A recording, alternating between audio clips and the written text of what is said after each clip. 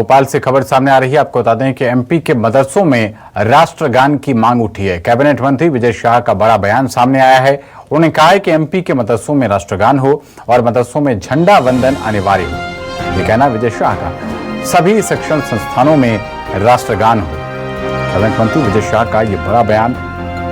MP के मदरसों में राष्ट्रगान की उन्होंने मांग की है और उन्होंने कहा कि सभी शिक्षण संस्थानों में राष्ट्रगान होना चाहिए, झंडा वंदन होना चाहिए। तो मध्य प्रदेश में आज से स्कूल खुल रहे हैं और इसी को लेकर तमाम जगहों पर कार्यक्रमों का आयोजन किया जा रहा है। इसी बीच मध्य प्रदेश सरकार में मंत्री विजय शाह का बयान सामने आया है। उन्होंने कहा कि मदरसों में झंडा वंदन अनिवार्य हो।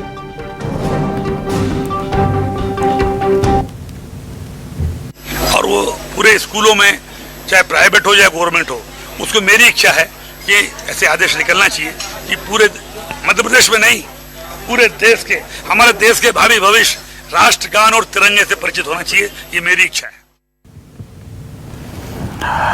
तो मदरसों में झंडा वंदन अनिवार्य हो, यह कहना है मध्य प्रदेश सरकार में मंत्री विजय शाह का। और उन्होंने कहा कि पहली कक्षा से 5वीं तक झंडा वंदन और जन गण मन अनिवार्य होना चाहिए।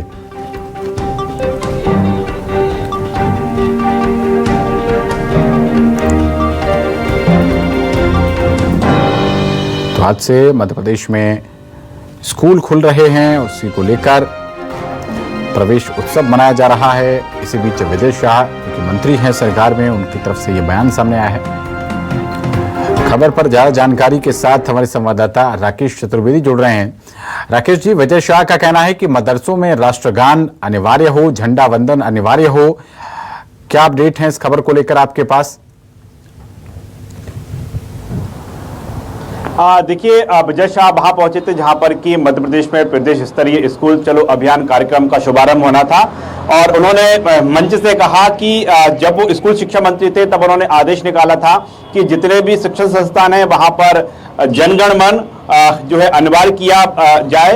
इसके साथ ही उन्होंने ये भी कहा था कि यस सर और नो मैम की जगह वहां पर जय हिंद बोला जाए। जब किसी का नाम पुकारा जाए अटेंडेंस के दौरान तो जय हिंद शब्द का उपयोग हो, इसका उन्होंने आदेश निकाला था। उन्होंने कहा है, सरकार से गुजारिश की है कि जो 6वीं से लेकर 12वीं तक के स्कूलों के लिए आदेश है उसमें अब पहली से ये आदेश लागू किया जाए। उन्होंने इस बात का जिक्र किया कि उनसे पहले गलती हुई थी कि वो आदेश है 6वीं से बाद निकाला था, लेकिन पहली कक्षा के लिए भी ये आदेश होना चाहिए। जब उनसे पूछा गया कि ये आदेश किसके लिए, क्या इसमें सभी शिक्षण संस्थान शामिल हैं, तो बाकायदा उन्होंने कहा कि सरकारी स्कूल, प्राइवेट स्कूल, यहाँ तक कि मदरसे हैं, वहां भी जनगण मन का गायन होना चाहिए। और न सिर्फ गायन होना चाहिए बल्कि ये अनिवार्य होना चाहिए और वहां भी जय हिंद का उद्घोष होना चाहिए। ये स्कूल शिक्षा मंत्री जब उन्होंने रहे थे तब इस तरह का आदेश भी निकाला था, ये उनका तर्क है। लेकिन इस पूरे मामले को लेकर कांग्रेस ने भी कटाक्ष किया है। कांग्रेस कह रही है कि वो भी चाहती है कि इस तरह का आदेश का पालन हो, लेकिन मध्य प्रदेश में लंबे समय से बीजेपी सरकार है और कांग्रेस ने कटाक्ष किया है कि विजय शाह जी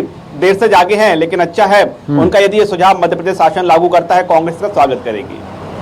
क्या इसको लेकर आने वाले समय में विवाद हो सकता है? क्योंकि मदरसों को लेकर यह कहा गया है और जाहिर सी बात है कि बहुत सारे जो मदरसे हैं उनमें इस तरीके के आदेशों का पालन नहीं हो पाया है। कई जगह से खबरें लगातार हम इसको देखकर दिखाते रहे हैं। आने वाले समय में यह बयान विवाद का कारण हो सकता है क्या?